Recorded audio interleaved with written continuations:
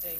Or the coming Saturday, The coming right? Saturday. It's Valentine's Day, What February so- 14th. It's someone's birthday. Yeah, exactly. Exactly. So Exactly. it's days to celebrate your loved ones, your Oh, partners, wow. your friends. Wow, I didn't know that. You didn't know? I didn't know. Oh, Yeah. I said you take the limit of what God can do for you, and when the going gets tough, the tough gets going. Just ensure that you keep going, you keep pushing, and we're already almost done with February. This is the second week in February, and some of us have already relaxed. We are thinking that we cannot achieve those things we've mapped out for the month of February or even for the first quarter. Don't throw in the towels. Just keep going, keep pushing. Don't worry, there's light at the end of the tunnel, and that light, we're going to see it together. Okay, we're going to take our first feature now, and that's on retirement. We'll be right back. Rest, they say, is sweet after labor. So should retirement be after serving meritoriously, having spent most parts of one's active life working. Retirement is the withdrawal from one's position or occupation or from one's active working life. In Nigeria, the age of life retirement differs depending on the sector in which an individual serves.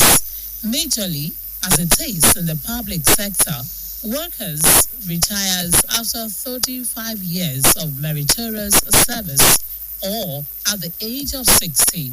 What this means is that even if an individual has not served or worked for 35 years, once he reaches the age of 60, he retires. In the education sector, the retirement age for members of staff below the quota of a profession is 65 years or 35 years of service, while for professors working in universities, polytechnics and colleges of education is 70 years. The same 70 years retirement age applies for judges, irrespective of how long you have spent in the public sector. In the armed forces, the retirement age is 62 years. However, in the private sector, age of retirement differs, most times depending on how valuable a worker is. Even entrepreneurs also need to make retirement plans and prepare for that stage when they may not be as active and vibrant as when they were much younger. It is therefore clear that retirement is inevitable and a stage that every worker should expect to come, look forward to, and plan for.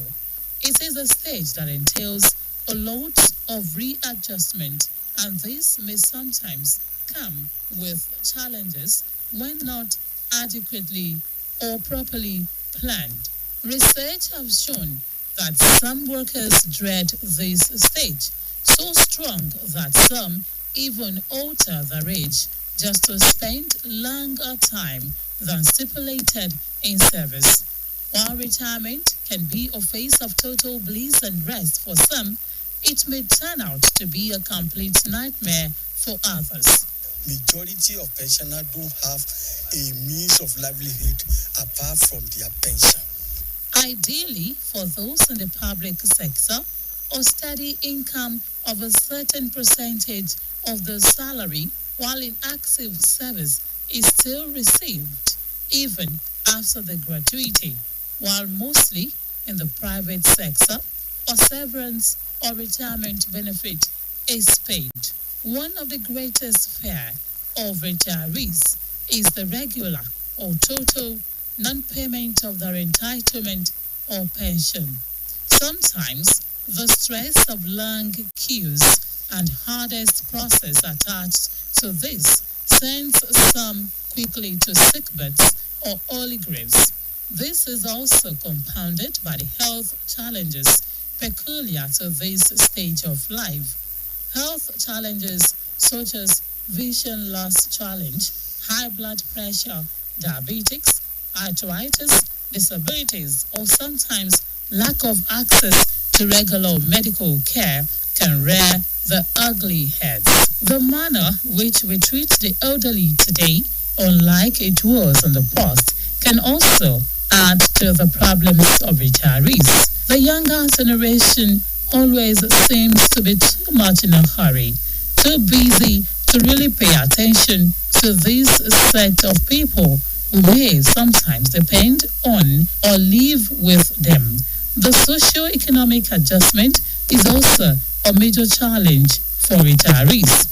Aside sometimes not being able to access their entitlement easily, the regular or less access to money and the sudden adjustment of not going out every day, less interaction, especially if such had not been a sociable person, and sometimes cluelessness in the use of all the free times can be too unsettling for some.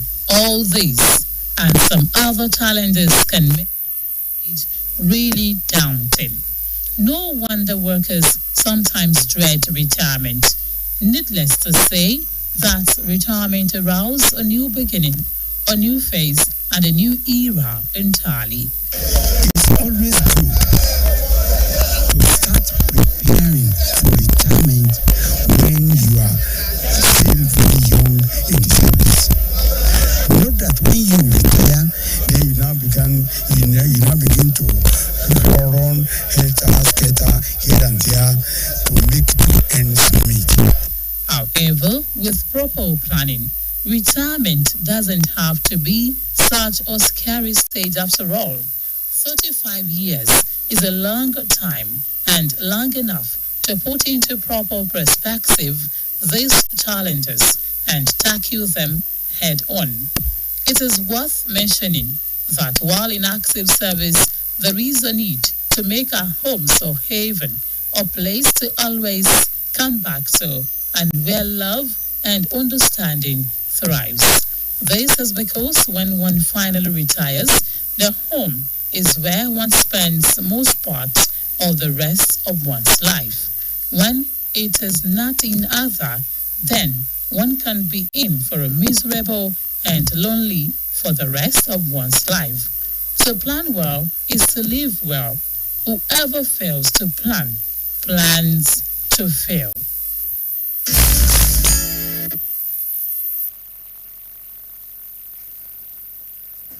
Alright, welcome back. It's still the mid-morning show, and that was a feature on retirement. Okay, Dolapo, have you started eating? Eating? Yeah, like have you started eating the food you love eating? Yeah. What's going on? You need to eat well because Ramadan is coming. Oh my word! Wow. Ramadan is coming. So you need to stock your belly with enough food, so that you'll be able and to. even Lent too. Yeah. That season we are And already... the funny thing is, I think it falls on the same day, like I heard. Oh, that's good. Yeah, Beautiful. it's a good coincidence. Okay, so due to unforeseen circumstances, I'm sure some of you will be wondering, where's your guest? You're supposed to introduce your guest, blah, blah, blah, don't worry. Due to unforeseen circumstances, our guest, couldn't show up, but we are here for you. Always. We day for you. So yes, we're going to have a repeat episode, a repeat interview of Professor Muftau Oloyede Abdurrahman, a Muslim cleric and immediate past chief imam of UI Muslim community, and is also the pioneer imam of Government House Mosque Ibadan. So let's have that interview. We'll have it now. Professor Muftau Oloyede Abdurrahman, an Islamic cleric, an academic, an astute leader, public affairs analyst, and he is the immediate past chief imam of University of Ibadan Muslim Community and pioneer imam, Government House Mosque Ibadan. Good morning, sir. Good morning, it's sir. a pleasure having you. It's lovely to have you. Yes, first of all, I would like to say congratulations on your meritorious retirement from service. Thank you very much. All right, sir. It's a pleasure having you on set with us today. It's a pleasure too. All right, so being our personality of the week, let's talk about how when Prof was a young boy. When you were a child, where were you born? Experience. Thank you very much. First, let me thank the management and staff of BCOS for this opportunity. It's a gesture I really can't take for granted. I was born in a very quiet village, Iliogbo, the now headquarters of IDW local government in Osun State. Oh. Okay. I started primary one in 1960, January 1960. My father was Pa Ramani Oluyede Ogunlade. He was not seriously business, but was into crafts making and what have you. So I attended St. Mary's African Church Primary between 1960 and 67. I spent 7 years. Why? In 1961, I sustained injury to my left eye, and that forced me to stay home for almost half. Was he from rough play? Or? That is exactly. So I had to stay away from school for almost half of the session. My father said I should repeat the class. But that repeat not the turning point in my life. In what way? On coming back to school, 1962, in those days we used to have weekly tests. Every Friday you have tests. Okay. Every term you have terminal test. Then the exam at the end of the session. So it happened that all the exams, all the tests, I would come first. So my father was impressed, maybe because he just returned to school. Then the second year again, the same thing happened. Wow. Then my father called me. And I point here, I want people to notice that it is good for father and child to interact and perhaps share your wishes with your child. What you want to become, let him know that you have this ambition for him. So my father said, if you continue this way, I will send you to Iwo Grammar School. Then it was the best idea. Iwo Grammar School, Iwo Grams, as we call them. And again, one of his friends had his own son attending Iwo Grammar School. So each time this young man came to visit us, my mother, we were there. We won't get any gifts here and there. So I continued. And God blessed me, I was able to make it. But unfortunately, the following year he made that promise in 1964, my father passed away. Oh, so sad. So, but that pledge he made was ringing in my mind. So after the burial, the family met and they said, well, would you like to learn what of the trades you would love to learn? I said, I'm not learning any trade. My father said I should go to school. He said, what? Who is sending you? So the person said, I'm not learning anything. My father said I should go to school.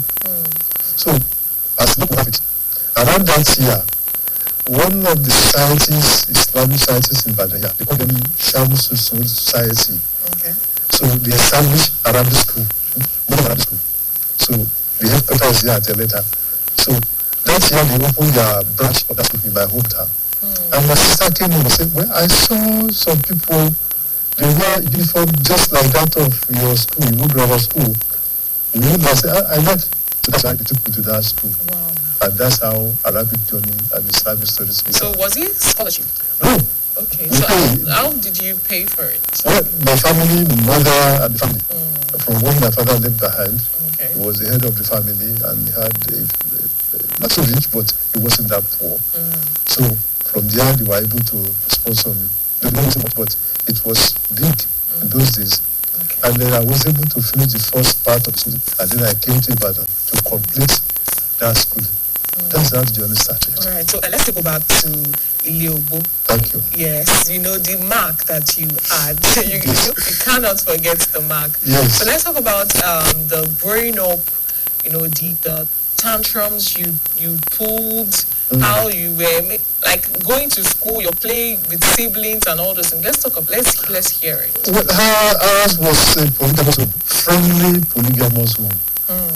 You could either discover the difference between who says this among us.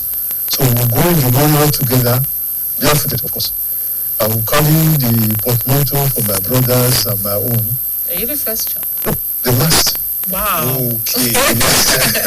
So my other two brothers were finished in 1960, but there were two others I followed. So a lady and a young man. So we go to school, I will carry their portmanteau. They were telling my own, my other siblings, we walk almost 100 kilometers to school. But when coming home, I will want to come and play football after school. Okay. So my sister and the other brother will carry their portmanteau and go home. So I was good in this footballing, and also we do hunting. Yes, the younger ones, we do hunting. In those days, we catapult and our partners, we dig home and kill rats and what have you. So that was so interesting then in the rural area. And then when coming back, either the mother you find at home will prepare food for you and you eat. The actual fact in my family, all the three mothers, my own wife, three mothers, and it's two younger brothers who live with him. With their own wives. So 5 women, they live together. Wow. And the fathers, my father and his two siblings, they work together. And we children, the other day our mother, in most cases we get our fathers to eat. But when we are eating alone, we are not going to eat with our brother because they will be beating you. They will eat too much. Your meat. Or you take the sample of the other. They will eat you. So I went to join Baba, but the women allow me to come and tell us, oh, I can eat here. So when you take on you, what do we call it? Mushroom. Before all of them, you will eat it. So because of that, I would love to eat with my food, but they won't allow me. So those are the life and the faith. So you enjoyed it. Really. So how was your relationship with your siblings? How was it like? Very good and very intimate. Whether distinguish between us, who's from what mother. In fact, of course, the second wife, who happened to be the second wife of my mother, was a Christian. Wow. Yeah. So, a Kerubu and Sherafu denomination. I know the Kerubu will go for Olyoke 11 days, 21 days. Each time we went on a solitary confinement, my mother would go and come a close to bush. Wow. Yeah. That's how they live their life. But on coming from farm, she would bring firewood to her on the mountain for people to cook for her. I'm not sure we have women like that We have again. women like that. I just bring that time to show how Exactly. love from where we The grew love. and how the love radiates between the There's family. truly love at home. That was our life. Okay, so you made mention, like you said, after your father passed away. Yes. Can you bring us to the first, let's say, the first few months after he passed away, or the first few years after he passed away? How did you cope? How did you cope, and how did it really affect you? What Well, influenced you? Well, alhamdulillah, we have, my father has siblings who are friendly, who love each other. So, because my mother refused to remain within the family initially, she said no, because this young lad, she was party to how they got married, and she didn't want to share with them, so she refused initially. But on second thought, I think I just told her that if you are living after India, you are there, you don't know what happened to him. You better go back.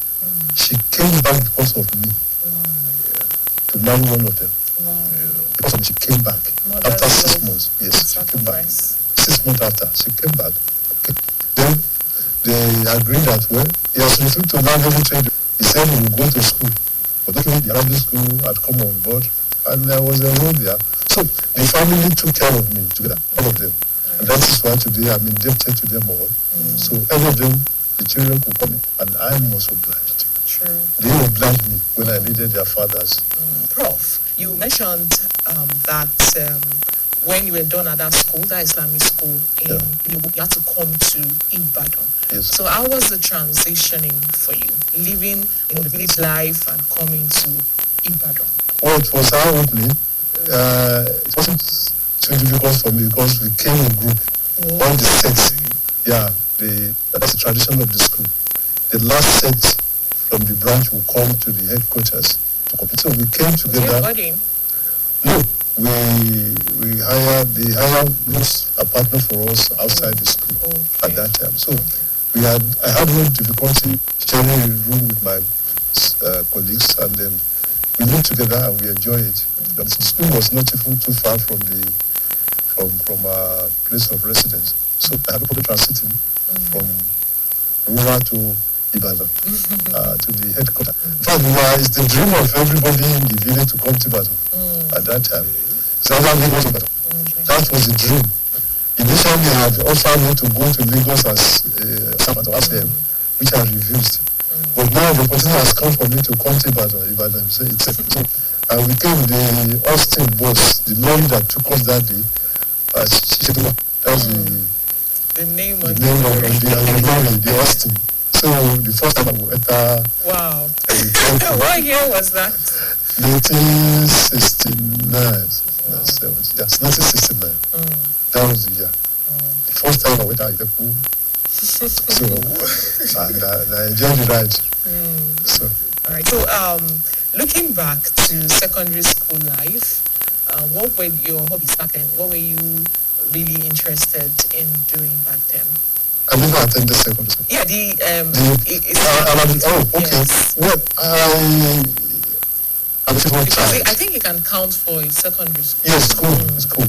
I'm a favorite child. I love me so much. On getting to Ibadan here, the third month of our resumption in Ibadan, some of our teachers, we used to have teachers from Arab countries, Egypt, Sudan, and Syria. So the most sent that year was from Egypt. No, the one from Sudan came first. So they were looking for any student that will move with him to serve him, to assist the wife running home. So according to, they said they couldn't find a lad who is competent, who is fluent in Arabic speaking. And the headmaster searched for me. I said, this one will be okay. And then they took me to the teacher. And there I lived for the first 1 year. So that's why I decided to letter at the school. So that's how I spent early part of the year in Ibadan. I enjoyed it. Then later, I think the second year, another one came from Egypt. So that one who was fast speaker. They couldn't even get anybody again to one meeting. So they brought me from the first teacher, go and stay with Khalifa, the second one. So I went to him and then I lived with him till I finished the school. So I enjoyed my school days at Okeleta, as we used to call our, and in particular, because the proprietor of the school really loved me, but I don't know. The old man loved me like his own. You already said you're a favorite child. I believe so. He loved me for the teachers too. And that was the reason why after graduation, out of all the students, I was able to myself retained to teach in the branch of that school. I was posted to Agboamodu to go and teach. That was 1971. Yeah, I was posted there. I taught there briefly. Give us a history of the story of the relocation to Lagos. Thank you. Was it for undergraduate schooling? Yes. Okay. It's nice you mentioned the graduate. So that's this letter was now called Professor Abdurrahman. Exactly. In Lagos again, I said I have to be a favorite child. I was to live with a friend of my classmate who had gone to Lagos before ahead of me, but he's older. On getting there, I discovered he was really quite alright. But I never knew he was sharing a big room with his wife. I said that would not be possible for me to say, the wife didn't mind, but I said no, it's just not appropriate, sir. For me to say you just a cotton draw, no. So I searched for another man. Then that one brought me that I should stay with her. So that house was very close to Ogba Library. Okay. The Ogba in Ikeja. There's a library that was a library there. So and then I had friends who were on that environment. The Arab boys, I used to call them, they were my friend. They were the one who shaped my journey to academic life. They were school stakeholders. They were working with federal statistics office or something like that. That's where they were working. And I'm always busy preparing because they were preparing for GCE level. And I didn't have one level. Not for that school. Exactly. They were the one who encouraged me that look, this way we see you speak, you could do better. So one of them took me to, at that time, there used to be what they call Exam Success Correspondence College. Exam Success Correspondence College. That one was Correspondence College. They took me there and I enrolled for O-level. I think 6 subjects. So, as Allah will have it, before I completed the education, I got admission to UI to read 1 year not degree program. We call it Certificate in Arabic and Islamic Studies. Okay. That 1 year, plus my coaching at the Exam Success, brushed me up to finish my O-level at the record time. And I passed. The following year, I did my A-level. Out of the 3, I passed 2. That qualified me for admission. And I came back for degree. That was the picture you saw there. So that's how. So the journey to that UI began in Lagos. While in Lagos, perhaps I should mention, I work as machine operator in some textile industry. Nigerian Textile Mill, NTM, then the Tejin. So these are 2 companies I work with.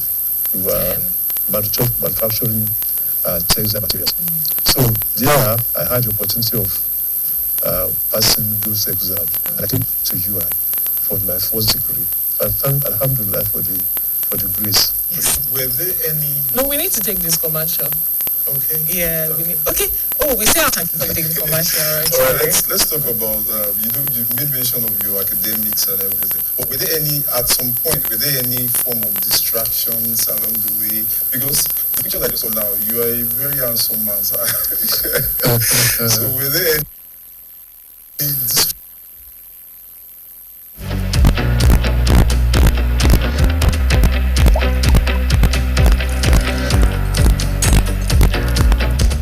Cadbury 3-in-1 hot chocolate, the treat you deserve.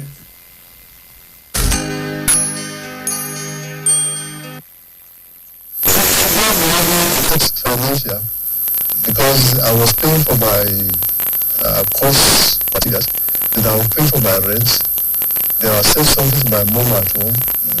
Then, she also has some siblings whom I thought I should help to study, because from my area, in my area, I guess, I don't know, I was anyone in secondary school, in my own compound, and I don't know my age. So in my mother's area, I think 1 or 2, very large compound. So I encourage some of our children to go to school. So I will have to send something to my mother to give to our siblings. Being the last child and then, taking last child of my father. Yes. Only son of my mother. Wow. Wow. Last child of my father, but only son of my mother at that time. So you had that huge responsibility. So to say. Looking at you, you look like a calm person, but the hustling and bustling of Lagos, we're going to take the commercial, but when we are back, you're going to tell us how you figured out life in Lagos, how you able to survive the Lagos lifestyle. We'll be right back.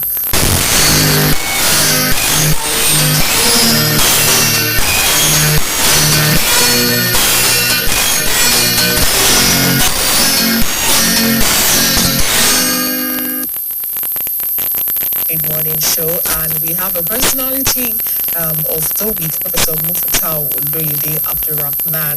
So, sir, before we took that commercial, I said you were going to tell us how you survived the hustling and bustling lifestyle of Lagos. Before coming back to you, Badro. Yes, there's something I have to mention. I was lucky, like I said, as a faithful child, a God-faithful child. When the Doji award came, I lost my track.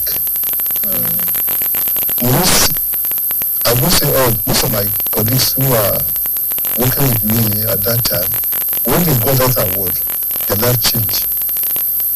Even those who had plan of going ahead either to study or to be enrolled as apprentice after working with the company industries, they won't forget about that. They were spending yafu.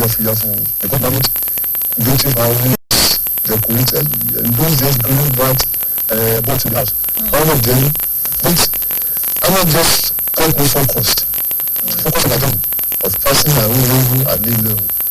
So, and the moment I realized I was just some of the data I just mentioned. So, I didn't have anything to to join them in this lavish life.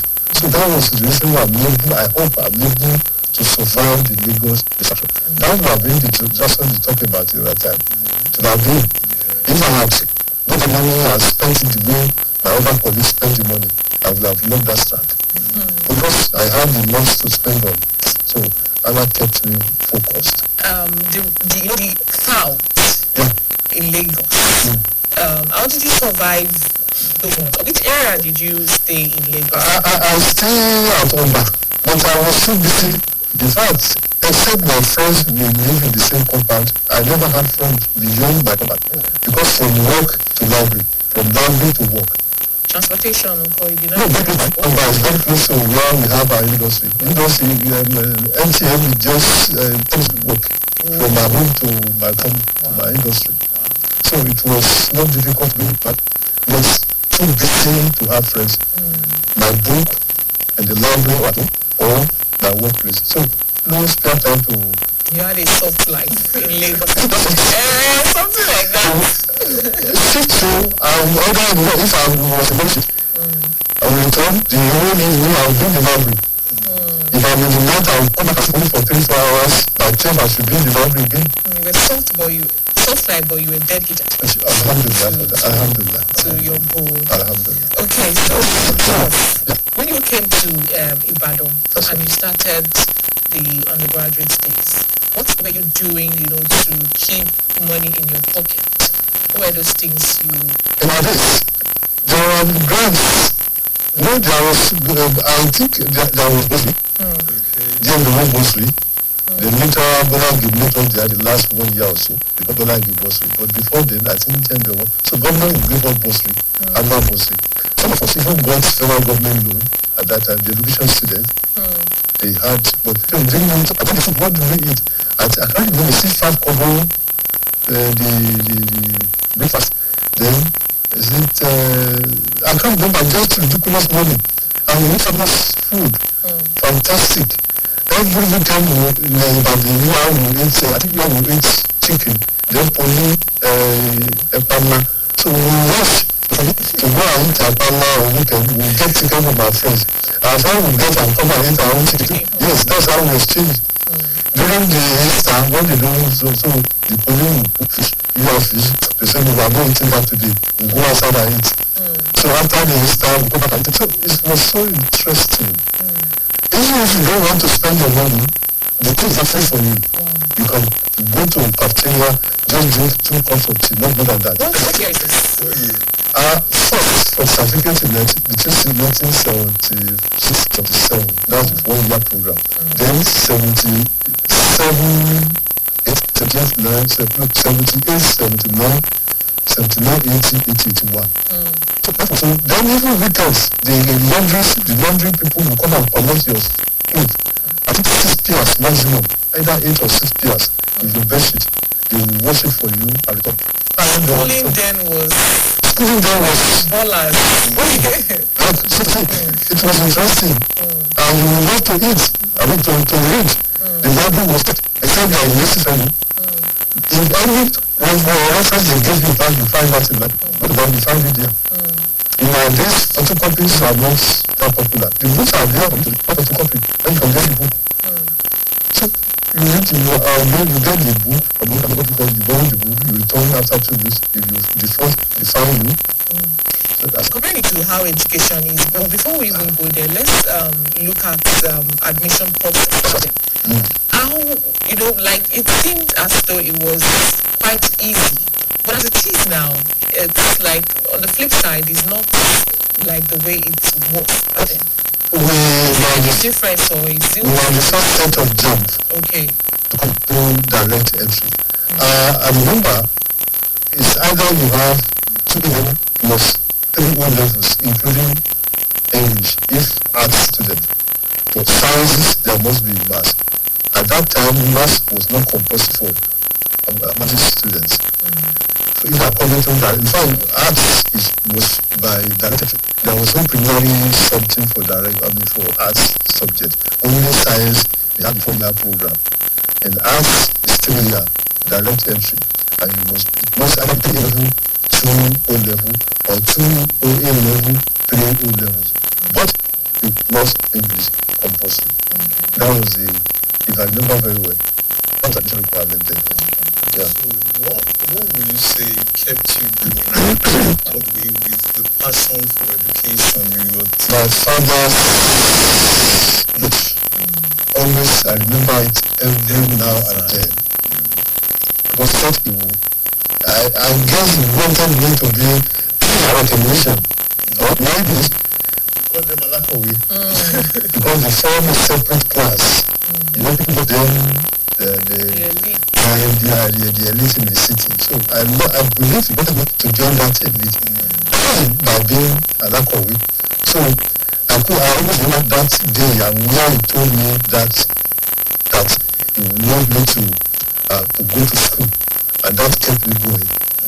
But having gone to Arabic school, that also initiated me to the way of prayers. I'm not moving, I think I'm a prayerful person. I do pray. Other people, God so favored me in so many things. So many things. So why the choice of Islamic studies? Why? I tell you the story. At University of Ibadan.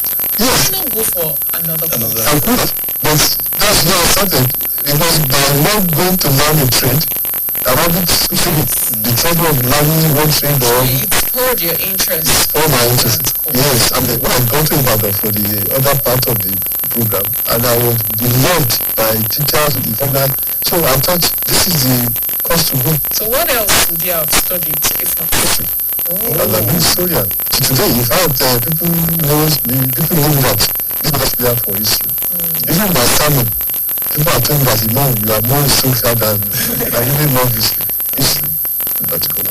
Okay, so when you were growing up still, apart from that now, Yes. your late father, Yes. who else can you say during the journey of your life or along the journey of your life has really inspired you? My mother. So was there, apart from your father and mother, was there anybody in particular? No. Except when the family went to meet and see they started paying school fees. And my mother was running from one person to another. That money has been sent. So that is when you see them coming together. But when each and every one will go in his own way, the mother is always there. In fact, my first coming to UI for that 1 year something, I came from Lagos. I just came for my course material. I didn't have money. And I said, what I'm doing for that matter. So I came home. I met her sick. She didn't have about her sickness. That's why I said no. I came for something else. She said, what? I said, what? She said, no. Tell me why you came. I said, what? I got, they asked me to come to I said, from the day came, leave your friends. They said, not the came home. It's another hour or something. But they asked me to pay 40 naira. And I didn't have that money. So 40 naira. They go to my sister, go to my auntie, and the auntie pay the money. So my mother always. Okay. Then that bless So much. We're going to take another commercial and then we'll be back. We'll be back. Stay with us.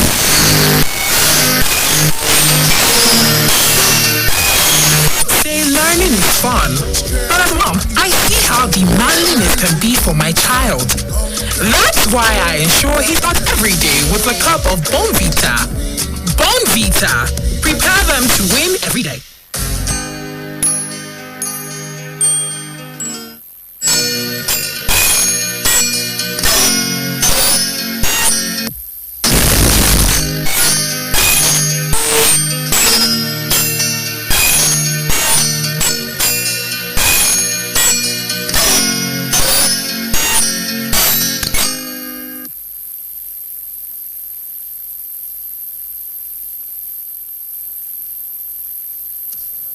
Alright, you're welcome back. And it's still the Midnight Show on BCOS television. And we have our guest speaker.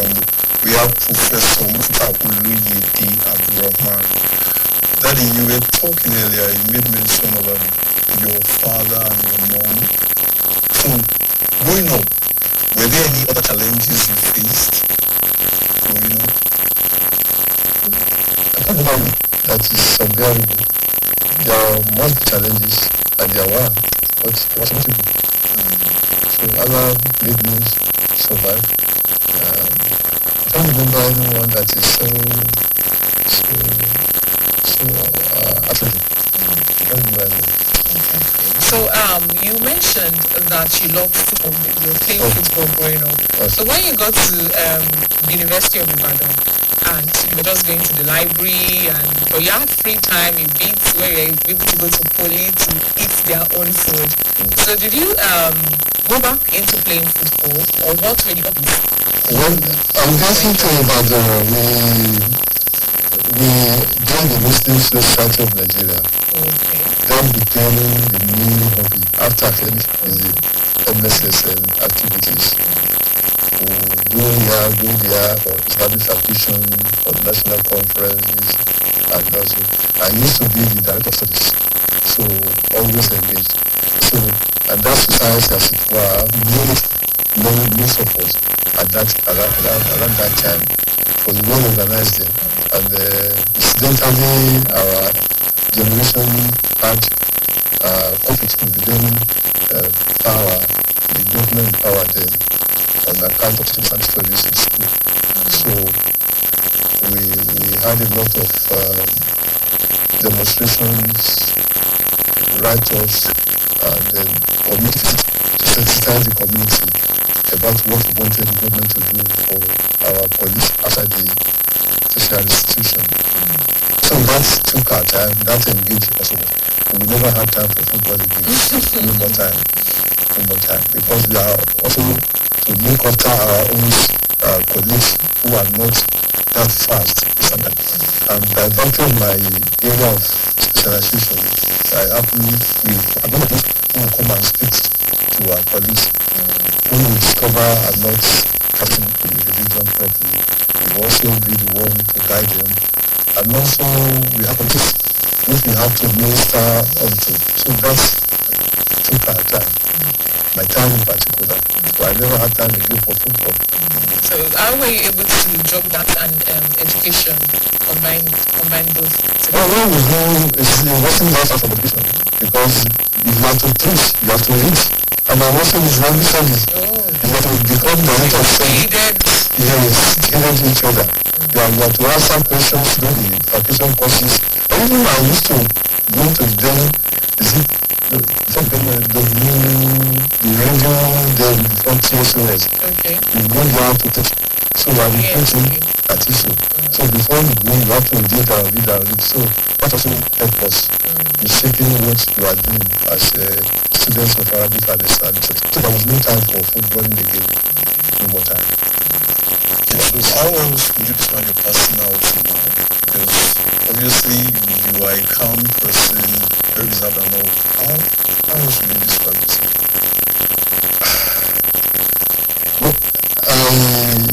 You have described me. I could say I'm calm, but I'm not extrovert. And that's the problem I have. Why do you say it's a problem? It is because people thought he has all he needed. Some people thought perhaps out of pride he doesn't oppose. Even without me, I don't know how to come. Any program. And luckily for me, I became the chief imam. That's every load. Checkmate what I have dabbled into. I could not be carrying that image. And you go everywhere, here and there. No. The chief imam of you are, when you see me, you are seeing the whole community. And the jubilating must be accorded. So that's also taking the movements and what I do in most cases. So I'm going to describe myself. Gentle person. You're asking how to describe myself. I don't know. Alright, so Professor, you rose through the ranks, to become the Professor of 2006. How was that for you?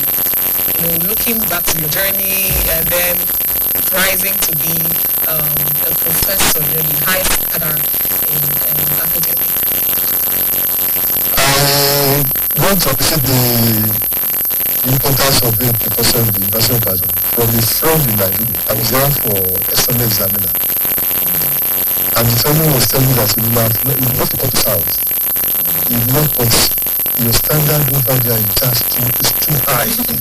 Then I realized, so becoming a Paul in UI is something. It is really a tough journey.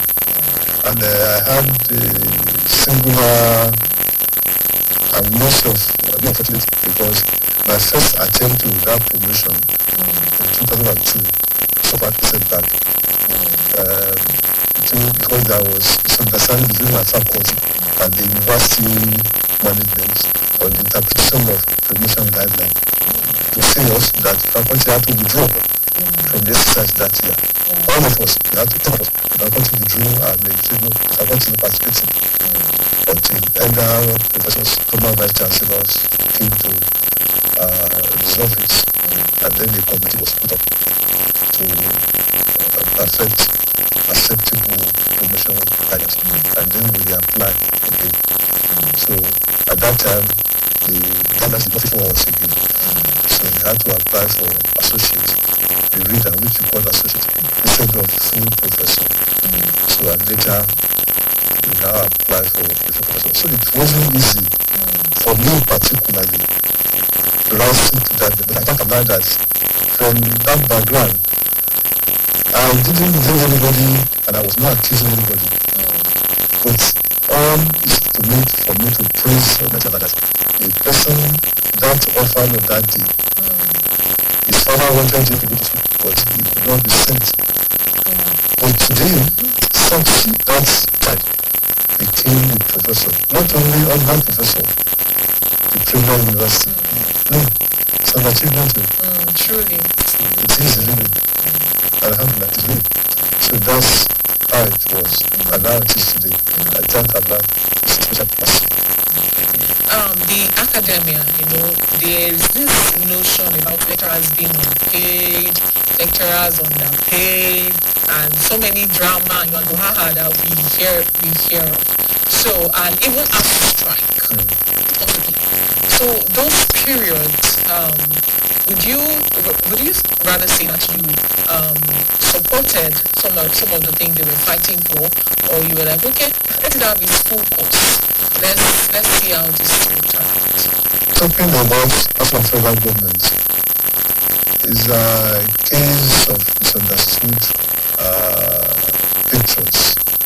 Absence our patrons never understood and never appreciated by their compatriots.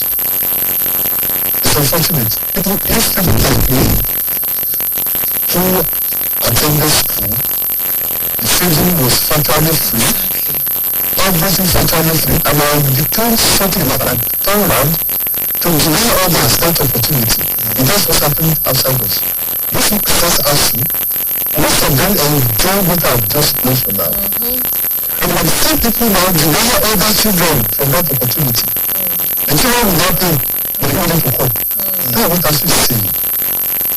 ASU is not asking for anything or something. No, we have had it before. The moment sit down, if they want to do it, you still need to do it. How much is ASU salary compared to what the army will send it? How much is it to feed the young student? If you don't believe it, you can ask one who got it now. The uniform. Who knew? Who could have said that government has such a money? So even if you support ASU to fight for the union, you could get more. ASU is not, people misunderstand, politicians are willing to understand why they stigmatize ASU. You say they should not go on strike. What other needs? The government that of one, the government, tell me, how do you fight a government like that? You don't fight. Look woman. You will take water. You will take time. Or you give your children to go and fight. No, not something. If you are not trying to do it on your behalf, then no rampage. So it's for us to fight. It's not for us to not fighting for itself. It's fighting for the future. Our future. What we I told you now, exactly. What we are there. But for that journalists who have sponsored me in university, if everyone were to collect money from me at that time, who will pay it? You pay that amount? No. I told you, ordinary 40 naira was for me to pay. That's 77, that's 77 for 1 year course. What are people afford it? 14 hours. One take on degree, not that you have to pay tons of money for feeding, for accommodation, and what have you. But government subsidized at that time. So to go and fair about government for people who enjoy such opportunity to come and not defend other children. It's unfair. It's ungodly. How much of others enjoy what we enjoy? That's what has to say. And it's sad that even their voices were silenced in a way and they're not even being attended to. But that's even a story for another day. We need to take this commercial. We'll be right back.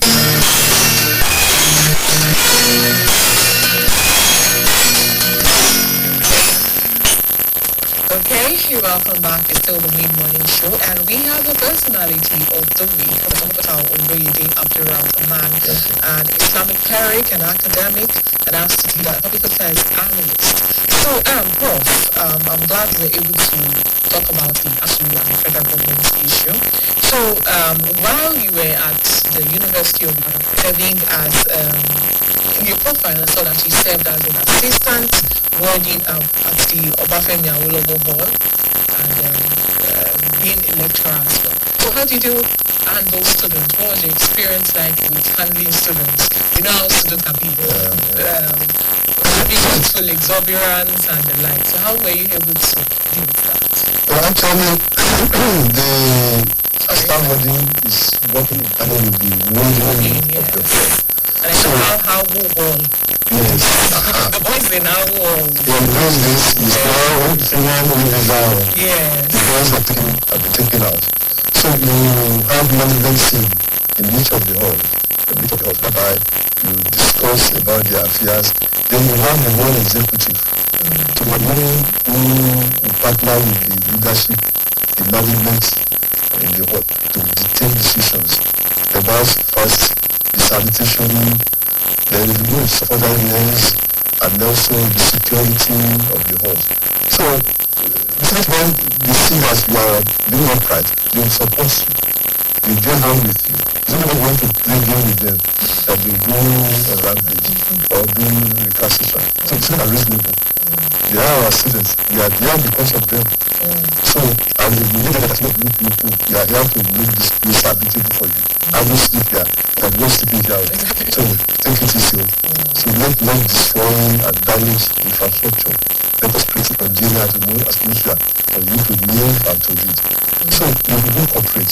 I don't think if you don't have problem with management and students, not at all. It happened in the past, in the days of, I can't remember the then, the picture of the university that caused crisis, Adipuju crisis, but that is gone. It's no more. So we are diverting now, talking about family. Yeah. So Okay, so Prof, how did you meet your first wife and your second wife? So let's talk about both. Okay, first one And how you manage the home. the first one was together during the NYC. We served the same year at Imori. I was then at the Kwara College of Technology, the School of Basic Studies. Then she was then at Keruba Stirafu Secondary School. So we were with the committee that will formulate the policy for the new association we are planning, and that is Muslim Corpers Association. I was the interim national secretary, and she happened to be part of that committee, drafting the policy. That's how we have met. And no, how you met? that's how we met now.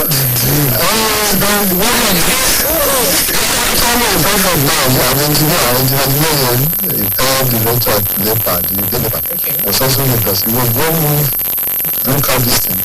I never thought I had the person. Wow. But he used to join the events. Whenever I came in, in fact, I joined them, the lady would be giving me excuses on my behalf. So if she was not doing this, I would give excuses. Then they put one to one, two to three. And then they started talking about us. And that's how it started. That's how it started, yes. The MSS part of. And the other woman, she was a PhD student with us faculty of pharmacy. She ran chemistry at the first degree. The second degree was at the faculty of pharmacy. She was actually pharmaceutical chemist. So one of my visits to that faculty to see a friend there, I met her with that friend and they were discussing. And I realized he has a good Muslim. And that's how I started the game. So how do you manage the home with the two of them? Well, I have cooperative partners. They really cooperate. They understood me that here is just my being provoking. If they become very provoking, there may be conflagration. So they will leave me with my problem and I don't leave them with their problem. So but what's important is that cooperation and understanding. It's not easy, let me tell you, practically. And you need more prayers to go into that venture. It's not an easy way to go for anybody who is lazy in prayer. Polygamy, you have to be prayerful and be calculated. Even being the man of the house? Yes. We are not the partners. We are doing the human beings who are coming to live together for the first time. Yeah, talking about coming together to live together for the first time, how did you, first one, how did she handle the, when you broke the news to her that, okay, it was possible. We went there to do the introduction. Wow. Yeah, we went there for the car. She was there. In fact, she acted as the mother of the group. She was there on the group one day. Wow, that's amazing. People pray for her. They don't pray, they say they have never witnessed it before. She was the mother of the group. She did like my mother. Wow. She told them that she is the mother of the group. So, that's how that. So you mentioned that being prayerful, if you want to go into that Yes. polygamy. Yes. Because people were not attuned to that system yet. And its benefits, they are not attuned to it yet. And because of westernization and what we call civilization, which are called the tradition in our culture, people still look at that institution with skepticism. And that's why even when even when the participant, those who are concerned, have nothing against one another, people outside will be willing to fall on this one or the other. No. In fact, some people are even happy. See that you are with two women and are being friendly. Some people are not happy about that. There should be talking about that. That house is too calm. It's too calm. They want to create one for you. That's why I mentioned the prayer aspect. People talk about power, money and water. No. In the prayer, to run down the invaders, there are too many invaders against the institution. Too many opponents of that system. Those who are the new colonialists, who are more Catholic than the Pope, those who are more English than the Kenyan. So they want to see that no, why? I think that is how God created the system, no? I think I belong to that people.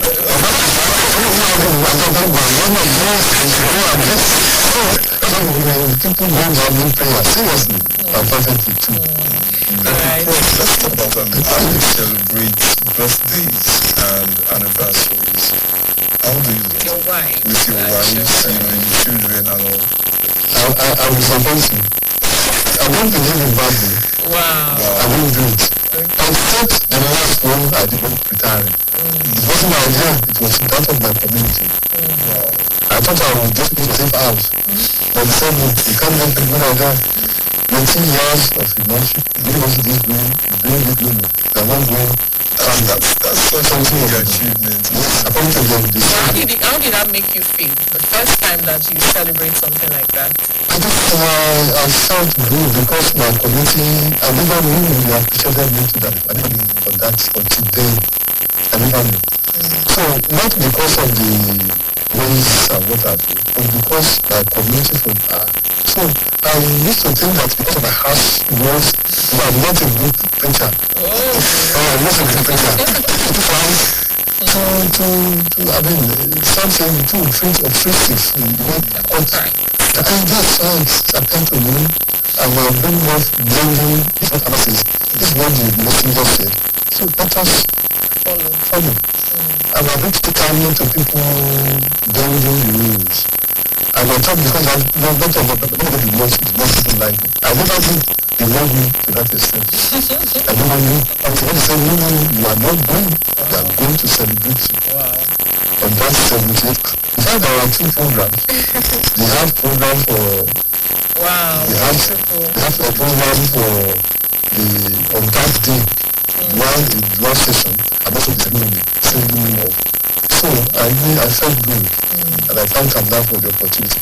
So, Prof, in conclusion, what is that one message you like to pass to a younger version of yourself, a young person, watching right now, and I would love to be Prof's shoes? What is that? What about advice you give out? If I need to mention the 2, one to parents. Oh, okay.